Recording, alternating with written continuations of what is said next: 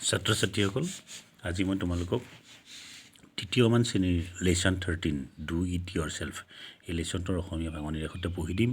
আৰু শব্দ অৰ্থবোৰ কৈ দিম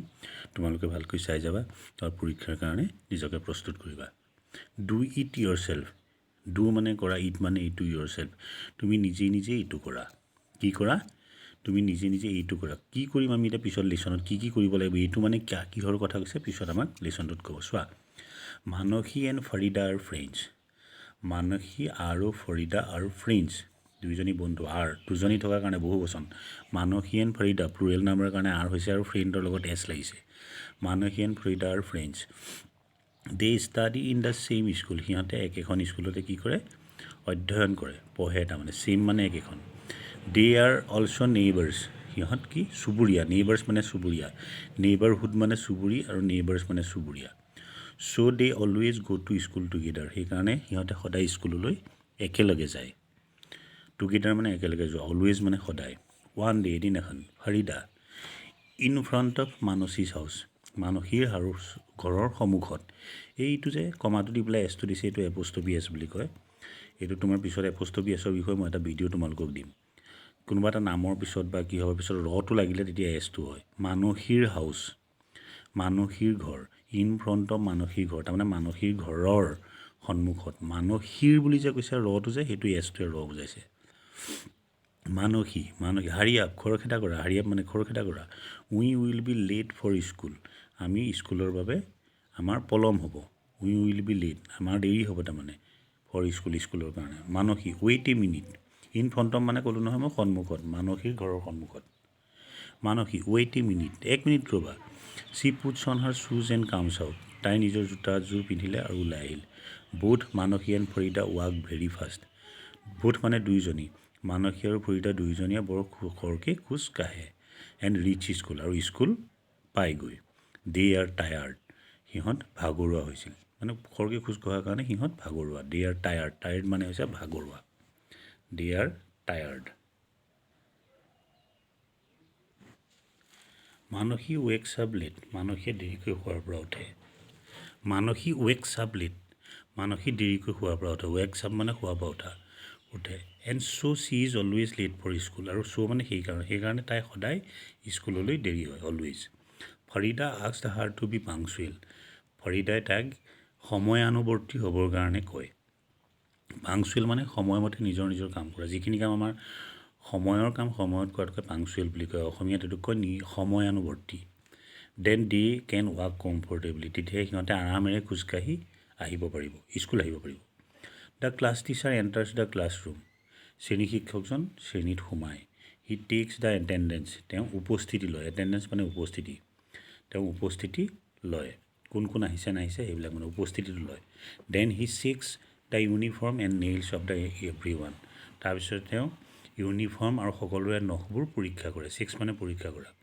টিচাৰ মানসী হোৱাই আৰ ইউৰ শ্বুজ চ' ডাৰ্টি মানসী তোমাৰ জোতাযোৰ কিয় ইমান লেতেৰা মানসী চৰি দুখিত ছাৰ মহাশয় my mother has not clean it মোৰ মায়ে এইযোৰ চাফা কৰা নাছিলে টিচাৰ বাট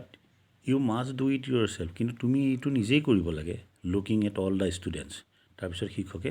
গোটেইখিনি ছাত্ৰ ছাত্ৰীলৈ চাই ক'লে লিচেন চিলড্ৰেন শুনাচোন ছাত্ৰ ছাত্ৰীসকল বা ল'ৰা ছোৱালীসকল you must try to do your work yourself তুমি তোমালোকৰ কামবোৰ নিজেই কৰিবলৈ চেষ্টা কৰিব লাগে you can clean your study table তুমি তোমালোকৰ অধ্যয়ন টেবুলবোৰ চাফা কৰিব লাগে ৱাছ ইয়ৰ ডিছেছ তোমালোকৰ খোৱা কাঁহীবোৰ চাফা কৰিব লাগে ক্লিন ইয়ৰ শ্বুজ তোমালোকৰ জোতাবোৰ চাফা কৰিব লাগে and also' help your parents in doing the household chores আৰু তোমালোকৰ মা দেউতাক যিবিলাক ঘৰুৱা হাউচ হোল্ড মানে ঘৰুৱা খ'ৰ্ছ মানে যিবিলাক ঘৰুৱা কামবিলাকত সহায় কৰিব লাগে Farida I always do my work myself sir মই সদায় মোৰ কাম নিজে কৰোঁ মহাশয় টিচাৰ ভেৰি গুড বৰ ভাল Mansi I will also' do my work myself from today sir ময়ো মোৰ কামবোৰ নিজে কৰিম আজিৰ পৰা ময়ো মোৰ কামবোৰ নিজে কৰিম ফ্ৰম মানে পৰা টুডে মানে আজি মহাশয় টিচাৰ উইথ এ স্মাইল মানে হাঁহি that's like a good girl সেইটোহে ভাল ছোৱালীৰ দৰে that's like a good girl তাৰমানে সেইটোহে ভাল ছোৱালীৰ দৰে তাৰমানে তুমি কাম কৰিবা Farida, sometimes I sweep floors and water the plants also, sir. কেতিয়াবা sometimes মাজে সময়ে I sweep the floors, মই মজিয়া চাফা কৰোঁ, sweep মানে ঝাৰু মৰা চাফা কৰোঁ, and water the plants also, আৰু গছপুলিবিলাকত পানী দিওঁ। মহাশয়, teacher, it is important to be independent from childhood. It is important to be independent from childhood. আমি আমাৰ শিশুকালৰ পৰাই স্বাধীন হোৱাটো বৰ প্ৰয়োজনীয়। ইট ইজ ইম্পৰ্টেণ্ট, এইটো গুৰুত্বপূৰ্ণ। টু বি ইণ্ডিপেণ্ডেণ্ট, স্বাধীন হ'ব লাগে ফ্ৰম চাইল্ডহুড। আমি আমাৰ শিশুকালৰ পৰাই স্বাধীন হোৱাটো বৰ প্ৰয়োজন। স্বাধীন হোৱা মানে আমি নিজৰ ওপৰত নিজেই খাৰা হোৱা, আমি নিজৰ কামবিলাক নিজেই কৰিব লাগে, অন্যৰ ওপৰত আমি নিৰ্ভৰ কৰিব নালাগে, সেইটোকে কৈছে independent. You all should also help and take care of each other in the family. তো মানুহ সকলোৱে নিজেই ইজনে সিজনকো সহায় কৰিব লাগে আৰু পৰিয়ালৰ অন্য মানুহকো সহায় কৰিব লাগে বা অন্য মানুহকো কেয়াৰ ল'ব লাগে, অন্য মানুহকো সাৱধানতা ল'ব লাগে, অন্য মানুহকো চাব লাগে। All the students, cheer sir, নিশ্চয় ছাৰ। টিচাৰ, গ্ৰেট, মহান, now let's start hour lesson. মহান, এতিয়া আমি আমাৰ পাঠ আৰম্ভ কৰোঁ আহা। এতিয়া শব্দ অৰ্থকেইটা চোৱা। নেইবাৰ্ছ মানে হৈছে চুবুৰীয়া, নেইবাৰ্ছ চুবুৰীয়া, দেখিছানে? টুগেডাৰ মানে একেলগে।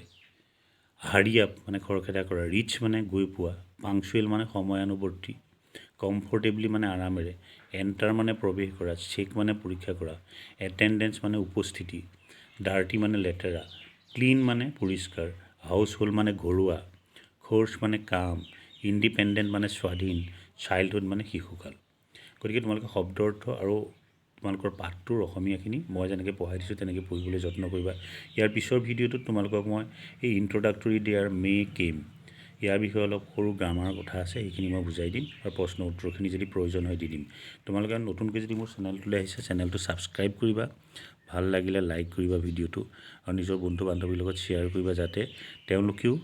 আহি থকা বছৰেকীয়া পৰীক্ষাৰ বাবে নিজকে প্ৰস্তুত কৰিবলৈ সুবিধা পায়। আৰু দ্বিতীয়তে, তোমালোকৰ যদি কিবা কনফিউজন আছে, তোমালোকে কিবা বুজা নাই, তেন্তে মোক কমেণ্ট কৰিবা। ঠিক আছে, থেংক ইউ।